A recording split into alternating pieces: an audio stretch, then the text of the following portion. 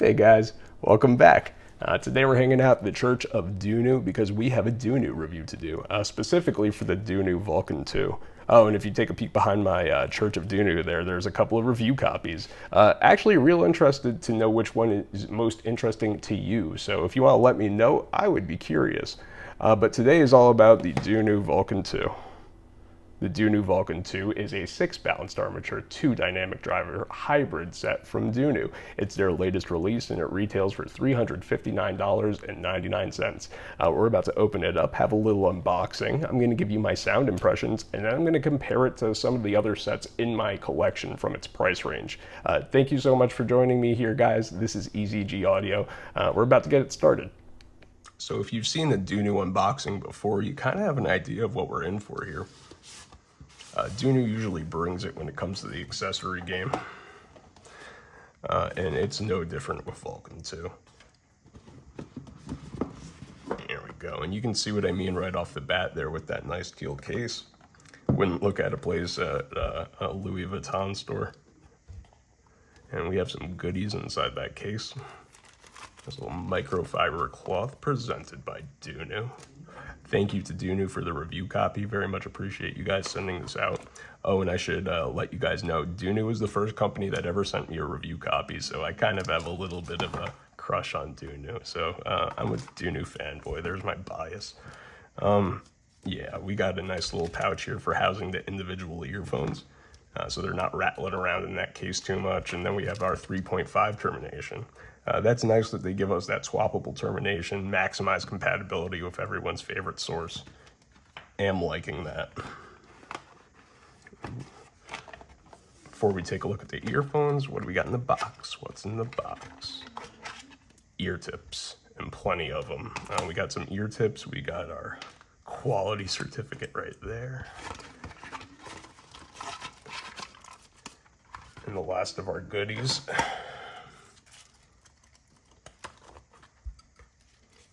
Showing you how to install and uninstall the swappable terminations over here.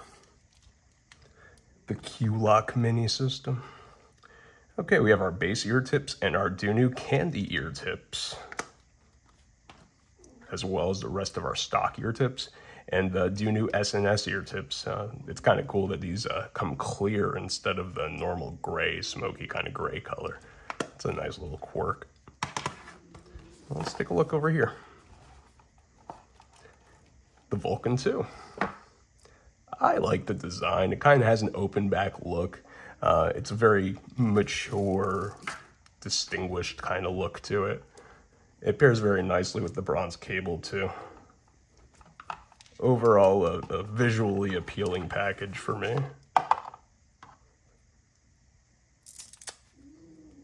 The cable keeps just a little bit of memory, but it's not overly tangle prone. Some people like to have a little bit of memory. I like slightly less than this, but as you can see, it's really not too bad. All right. Got our 2-pin connector here and the stock ear tips. I didn't like the stock ear tips. I thought the upper mid-range was overly accentuated when I was listening with the stock ear tips, so I actually swapped them out for the DUNU SNS to give me a little bit of more distance between the nozzle and my eardrum. Kind of helped solve that problem, picked up the bass and the treble a little bit too. Gave me a nicer balance. So all of my impressions were with the SNS ear tips. And that's the package, guys. I'm gonna get this thing on the spinny plate and I'm gonna tell you how I feel about it now. All right, guys, these were the last two goodies in the bag. We had a 6.3 to 3.5 single-ended adapter and a little brush to clean your earphones when they get dirty. I told you DUNU brought it when it came to the accessory game. All right, let's take a look at this guy. Here's your DUNU Vulkan 2. I took all of my sound impressions using that thing right in the back there. That's my Hy-B R4 DAP. It has a nice, clean, neutral sound, uncolored, so that's what I kind of like when I'm listening to my sets. The Vulkan 2 has a tuning that's not for me.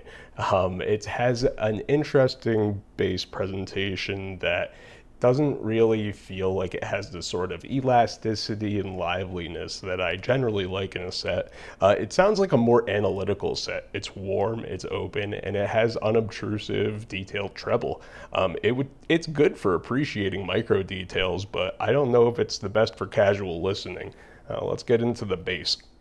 The bass on the Vulkan 2 is kind of weird. There's this huge mid-bass scoop that kind of takes away any of the kick or the slam that you might be looking for in a set. If you're a bass head, stay away, because they took a lot of the soul of the bass out in this set to give you a more clear presentation, to give you a more analytical presentation. But for most of my music library, it kind of makes everything a little bit less exciting, a little bit more analytical, and that's not really the kind of bass that I'm looking for. I'm by no means a bass head. I like a kind of neutral bass presentation, but this has a muted bass presentation, which kind of left me wanting more bass. The sub bass is present, but it's not like particularly enveloping. It sounds natural, it sounds soft and clear, but the entire presentation in general reminds me of open back headphones. And if you're looking for an IEM that sounds like an open back headphone, there you go. There it is, Vulkan 2. But I personally like a little bit more texture in my bass presentation, a little bit more of an enveloping bass. Not bass head levels, but, you know, enough to feel it in some regard, and that's just not what I'm getting here on the Vulkan 2. I did dig the mid-range on the Vulkan 2. The mid-range sounds pretty open and warm and pleasant. After taming the upper mids with the S&S tips, I found female vocals to sound sweet and very emotionally engaging without sounding overly accentuated like when I first put on the set. I would say it's a kind of mid-range forward set, but I also have a little bit of an issue.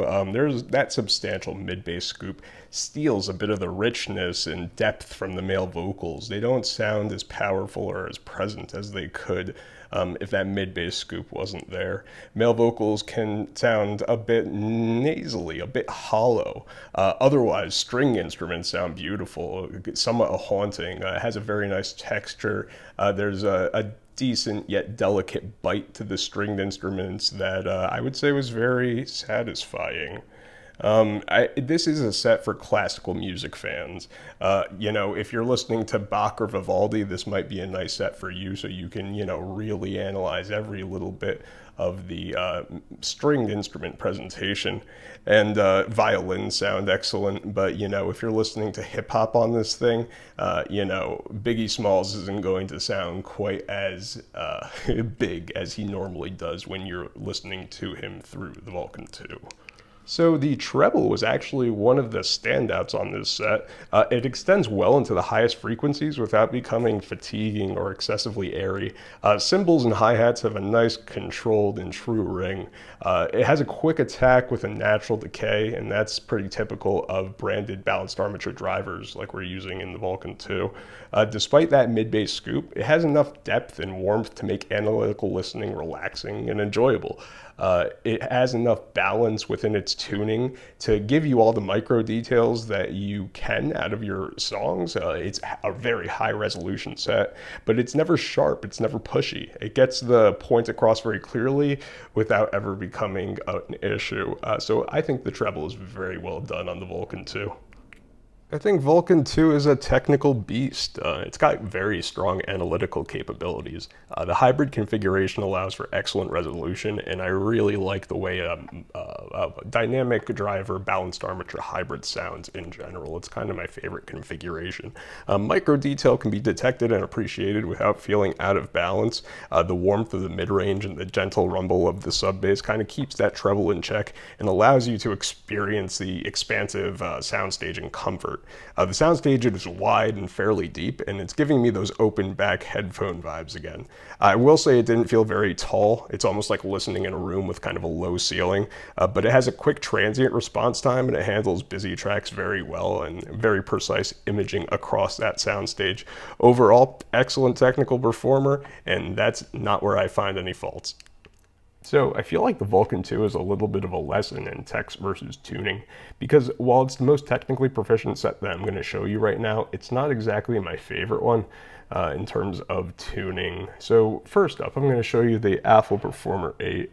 The Performer 8 is a set that's always been a favorite of mine, to be honest. I just really like the tonality and the vocal presentation on the Performer 8. It's got a nice, sweet kind of ring to the treble, but the treble isn't as controlled, actually. The extension isn't as nice on the Aful Performer 8 as it is on the Vulkan 2. I vastly prefer the treble on the Vulkan 2, but the overall presentation is better balanced on the Aful Performer 8. We have enough low end to kind of offset the treble and enough visceral mid bass kick to keep me happy, to keep me from feeling like this thing has no bass. So while I like both of them, in the tuning department, I would have to give it to the Aful Performer 8. And same thing goes for the DUNU X-Giz Audio DaVinci. The DaVinci has a very similar tuning philosophy to the Vulkan 2, actually. It has a wonderful technical performance, it has excellent treble extension, but the bass kind of is flip-flop. You take the mid-bass scoop from that, make it a mid-bass hump, and then you got your DaVinci. That mid-bass is slamming on this thing. Well, I shouldn't say slamming. There's a lot of it, but it's kind of a textured mid bass. It's a well-resolved mid bass that gives you every little bit of the sound, but it doesn't kick you in the face. It doesn't punch you in the mouth. It's not for bass heads or people that want a super exciting visceral experience.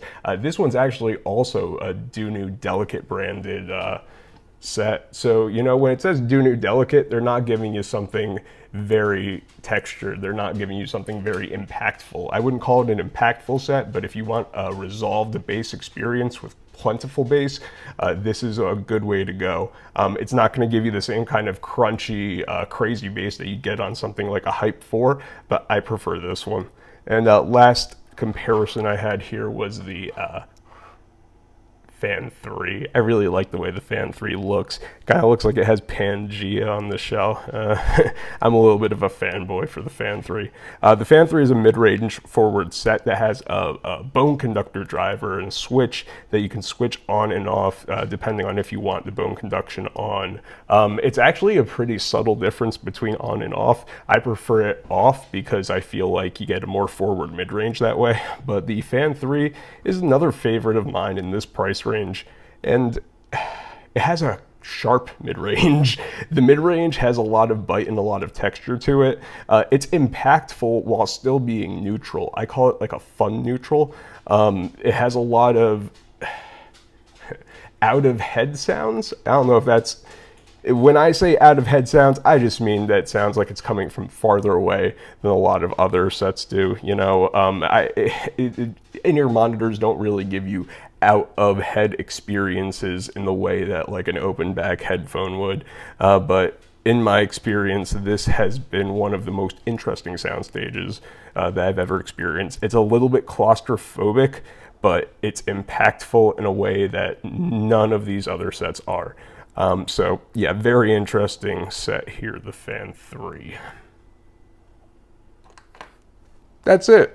Thanks guys for showing up and checking out my latest review. It's all meat, no potatoes on this channel. If you ever have any questions about any of my comparisons or thoughts, any comments, any concerns, any threats, just leave them down below and I'll address them as soon as I can. I'm usually pretty good about getting back to stuff like that. Now, if you haven't heard, I'm also giving away a Crinier Project Meta. So if you'd like to learn how you can grab one of these things, or well, this one, just go down to my last video and there's a whole, you know, deal on it. All right. Thanks so much for showing up, guys. I really appreciate all the support, and I'll catch you next time. Bye-bye.